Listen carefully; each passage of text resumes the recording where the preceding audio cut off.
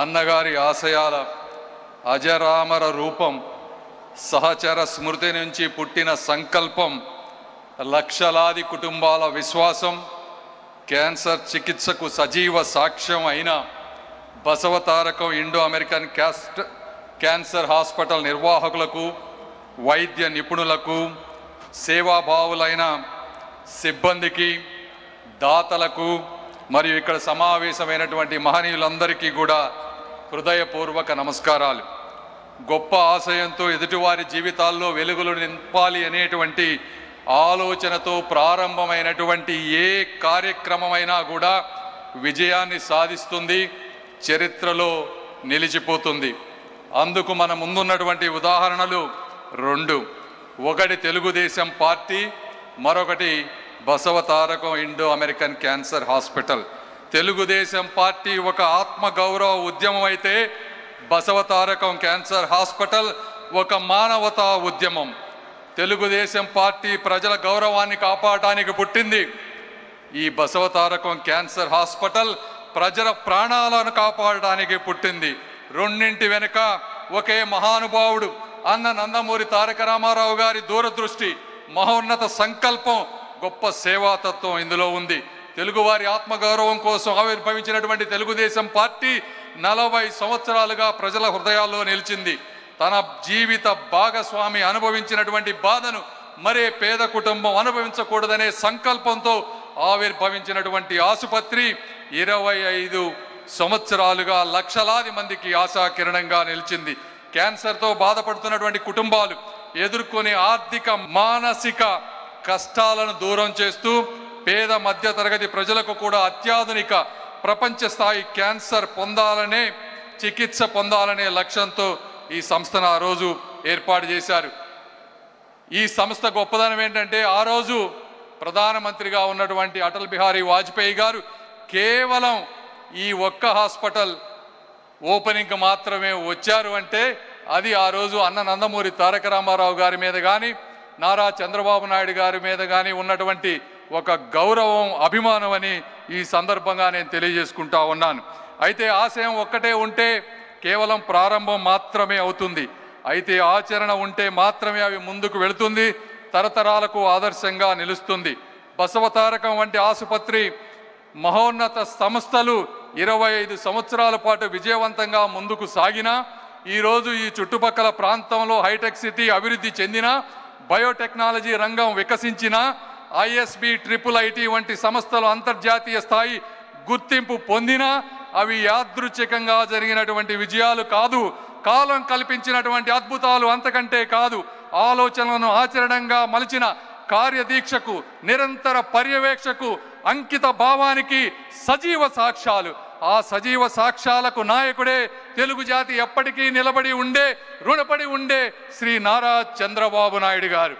100 పడకలతో ప్రారంభమైనటువంటి ఈ ఆసుపత్రి ఈరోజు 650 పడకలతో, 225 పడకల ఆరోగ్యశ్రీతో, 250 మందికి పైగా వైద్యుల సహకారంతో, దేశంలోనే మొట్టమొదటిసారిగా 12 మడకల బోన్ మ్యారో ట్రాన్స్ప్లాంట్తో, 3 లక్షల పైగా అవుట్ పేషెంట్లకు వైద్యం, 90,000 మందికి పైగా ఇన్పేషెంట్ చికిత్సలు, టాటా రీసెర్చ్ సెంటర్ తర్వాత 8,000కు పైగా అత్యధిక సంవత్సరానికి శస్త్రచికిత్సలు, అనేక రకాలుగా ముందుకు వెళ్తా ఉన్నారు. పేద వర్గాలకి ఆరోగ్యశ్రీ, ఆయుష్మాన్ భారత్ పథకాల ద్వారా వేలాది మందికి ఈ రోజున ఉచిత వసతి, భోజన సదుపాయాలతో జరుగుతూ ఉంది.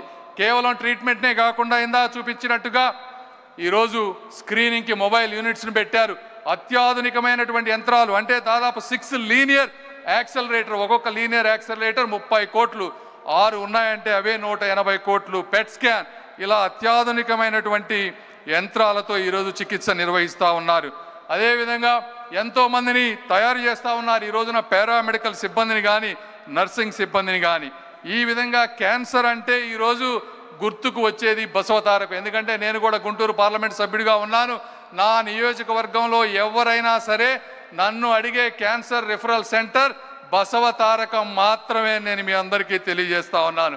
ఈ సంస్థ నాట్ ఫర్ ప్రాఫిట్గా పనిచేస్తూ ఉంది. వచ్చిన ఆదాయం మొత్తం మళ్ళీ ఆసుపత్రి అభివృద్ధికి ఈ రోజున పెట్టుబడిగా పెడతా ఉన్నారు. బయట కార్పొరేట్ హాస్పిటల్తో పోలిస్తే 30 నుంచి 40% తక్కువ ధరకు ఈరోజు వస్తూ ఉన్నాయి. అదేవిధంగా ఈరోజు ఇక్కడ ప్రారంభమైనటువంటి ఆసుపత్రి గౌరవ ముఖ్యమంత్రి గారి ప్రోద్బలంతో ఈరోజు రేపు అమరావతిలో కూడా 21 ఎకరాలలో దాదాపు 700 కోట్ల రూపాయలతో 1000 పడకలతో మొదటి ఫేజ్ 500, తర్వాత 500 పడకలతో అమరావతిలో కూడా ఇటువంటి సంస్థ రాబోతా ఉంది. అయితే ఆఖరిగా ఆస్తులకు వారసులు చాలామంది ఉంటారు, కానీ ఆశయాలకు వారసులు కొందరే ఉంటారు. తల్లి రుణానుబంధాన్ని, తండ్రి సంకల్పాన్ని నిలబెట్టిన అరుదైన తనయుడు ఎవరైనా ఉన్నారంటే అది శ్రీ నందమూరి బాలకృష్ణ గారు. ఈ ఆసుపత్రి అభివృద్ధి కోసం నందమూరి బాలకృష్ణ గారు చేసినటువంటి కృషి విశేషమైనది. నేను రాజకీయాల్లోకి రాకముందు అమెరికాలో ఉన్నాను.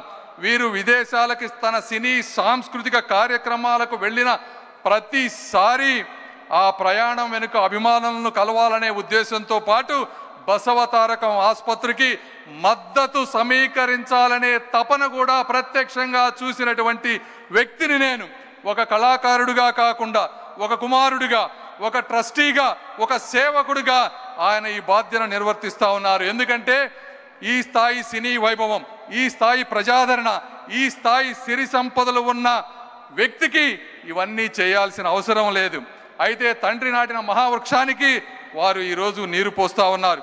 బాలకృష్ణ గారి అంకిత భావం, దాతల సహకారం, వైద్యుల సేవాభావంతో ఈ బసవతారకం హాస్పిటల్ మరింత ఉన్నత శిఖరాలకి తప్పకుండా అధిరోహిస్తుంది. ఇది ప్రేమకు అంకితమైనటువంటి ఒక పవిత్ర క్షేత్రం. 25 సంవత్సరాల క్రితం నాటిన ఒక సంకల్ప బీజం. ఎందుకంటే ఇది బాధలో ఉన్న వారికి ఒక భరోసా, నిరాశలో ఉన్న వారికి ఒక ఆశ, జీవితం కోసం పోరాడుతున్నటువంటి వారికి ఒక కొత్త అవకాశం. ఇలాంటి సంస్థను ముందుకు తీసుకువెళ్తున్న అందరికీ కూడా నేను మనస్ఫూర్తిగా ధన్యవాదాలు తెలుపుతా ఉన్నాను. వీరే కాకుండా ప్రత్యక్షంగా పరోక్షంగా సహకరిస్తున్నటువంటి నారా బ్రహ్మణి గారు, మా సహచరులు భరత్ గారు, అదేవిధంగా రామ్మోహన్ నాయుడు గారు ఈరోజు రాలేకపోయారు. వారు కూడా సందేశాన్ని నా రూపంలో ఇవ్వమన్నారు. ఎందుకంటే వారికి అమిత్ షా గారితో గ్రూప్ ఆఫ్ మినిస్టర్స్ మీటింగ్ ఉండి రాలేకపోయారు. నా సందేశము కూడా వారి సందేశమే. కాబట్టి ఆఖరిగా ఆ రోజు షాజహాన్ తాజ్మహల్ ప్రేమకు సాక్షిగా ఎలా కట్టి ఈ రోజుకి గుర్తు ఉందో, ఈ బసవతారకం హాస్పిటల్ అన్నగారి ప్రేమ సాక్షిగా చరిత్రలో నిలిచిపోవాలని కోరుకుంటూ నన్ను ఆహ్వానించిన మీ అందరికీ కూడా మనస్ఫూర్తిగా ధన్యవాదాలు తెలుపుకుంటూ సెలవు తీసుకుంటున్నాను.